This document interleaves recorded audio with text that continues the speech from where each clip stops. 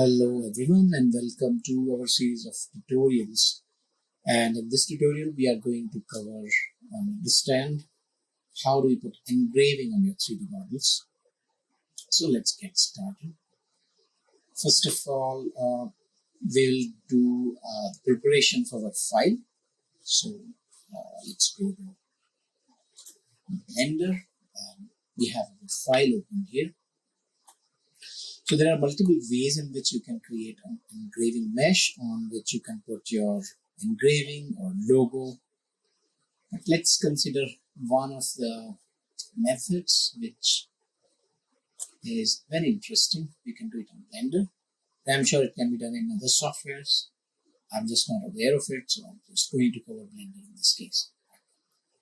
So first of all, what you do is you import your 3D model, and let's say we want to put an engraving on the inside of the surface. So go to add in Blender and add a grid, and we can scale it so that it fits the inside. Okay, that's pretty good. And first of all, what we need to do is this grid is not very high resolution, so we need to put some more resolution to it. So what we can do is we can go to the modifier section here and add a modifier called subdivision surface. Make it simple, increase it to 3, that should be good. And as you can see, but before that you just have to apply it. Let's apply. And you see that that's a good enough resolution. Also, let's decrease the scale so it fits this area. It's not a necessary step, but I would recommend to do that. And now you go to again the layout and say object, apply all transforms. So we have the transforms applied. Now what we do is we add another modifier called shrink wrap modifier. So here it is. We add this and we add a target on which surface you want to apply to set the target. So in this case, this is the mesh. So you see that this is applied. Now let's go. We can bring it down so then because you want to put the mesh over here. So you can see that this is applied nicely. If you want to scale it further, you can do that. So I think it fits pretty much on the entire surface, which is nice. And as you can see, there is some depth fight here, some sort of artifacts, also called Z fight. So we can remove that by choosing this. So you can just see that if it is on here, you can increase it further. So this is okay. So we have our mesh here, which is ready for engraving. But before that, we'll have to do a few more things. So first of all, let's apply this. By default, you have this nearest surface point. So if you apply a projection and make it negative, in that case, maybe you would want to further reduce the scaling so that it fits. But any method you choose, it's up to you. I would just right now go with the nearest surface. So it already has produced a decent engraving mesh. Okay, so we are here. Now, as a next step, what we will do is we will apply this modifier. And you see that this is the mesh. And we don't really need a very high poly mesh here. So what we can do is we can go to mesh and decimate it to maybe 0.05, which is fine.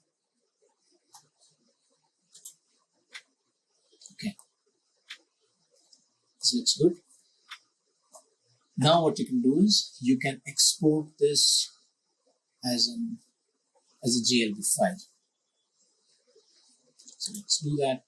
Export GLTF. Let's call it test 1 to 3 impression. This is exported. And now let's just kind of drop this file in the editor. And you see that you have the mesh. Come here. Nicely. Now we'll go back to Blender and see how do we apply an image on it. So go to UV editing, and right now you have these UVs which are pretty bad. So how do you see this? Let's try to open an image which I have prepared. So this is an image here, so you see, and if you go to layout and try to see this mesh in this mode, this is called viewport shading mode. Right now you don't see any texture. So what you can do is go to shader editor. Just go back to 3D viewport. First we need to assign a material on it. So right now if you go to the material section, there is no material. So let's create a material. We have a material. And now go back to the shader editor and you can see these options. So let's apply an image. So for that we'll add, we go to textures, image texture, and we place it here. The color section goes to the base color. And let's apply the image over here. Now there's something applied, but you can see it's very weird. It's like stretched, and the reason is that the texture coordinates of this mesh are not correct.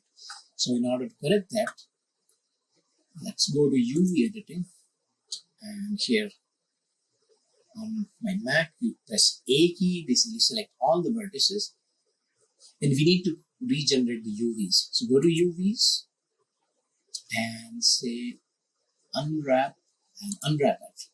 So now you have, and we have this, you can see the algorithm is conformal. You can try angle based. Both are good, so we'll go here.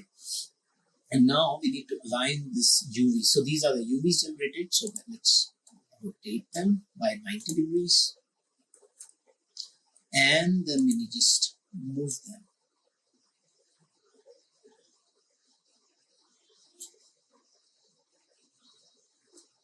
Okay. And if we go to the, as you can see, the image is appearing here on this surface. So that looks good, but maybe if you want to kind of scale it, just press the scale key and you can scale the UVs. And if you go back to layout mode, the only thing is that this is repeating, so you may want to adjust the UVs in such a way that it doesn't repeat. Now, that's one way of generating this image. Here we go back to UV editing. Let's go back to undo, so that we are here. Smooth them a bit like this. Scale them a little. This is fine. Now we can just export this.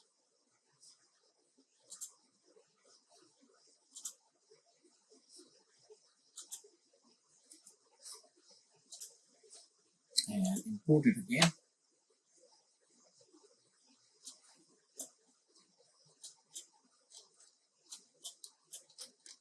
And you can see this appears here. Now let's go back to Blender to continue our exploration. So let's go back to the normal shading mode. One thing that you notice is that shading looks very weird. And for instance, even if you make the properties of this mesh same as the original mesh, so let's copy the color of this and paste it here. Let's remove this for now. So color is same, and roughness and metalness make it similar to the original one. But you see that the normals, you see this mesh has weird looking normals. Okay? So in order to fix that, let's go to Blender and select the mesh. And we have to add a modifier called data transfer. So what we want to do is transfer the normals from the target mesh to the original mesh. So we do that. First of all, we copy the source. So just click on this. Then we go to face coordinate data and say custom normals. Now you see it is writing enable auto smooth in object data properties. So go to object data properties and normals and make it smooth. And see that looks already good, but I would recommend to go and choose the projected face interpolated. That gives the best results.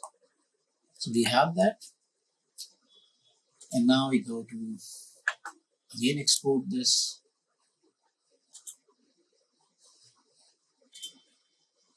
Let's try it again.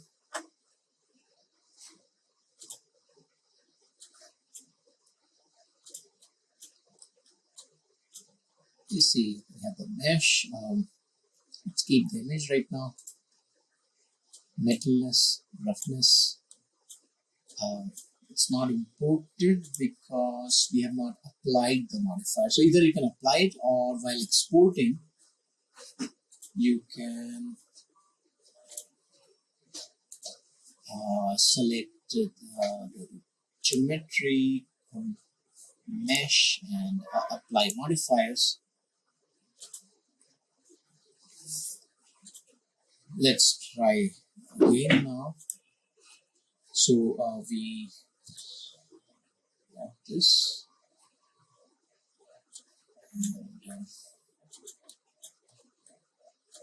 select it, roughness, metalness, and you can see that this is looking good, but I think the color is different. So we copy the original mesh. Yeah, this, and now you can see that this looks pretty good. So that way you can assign nice texture and logos to your scenes. Now there is one more way in which you can do it that we can briefly cover in our next tutorial. But till then, thanks for watching. See you next time.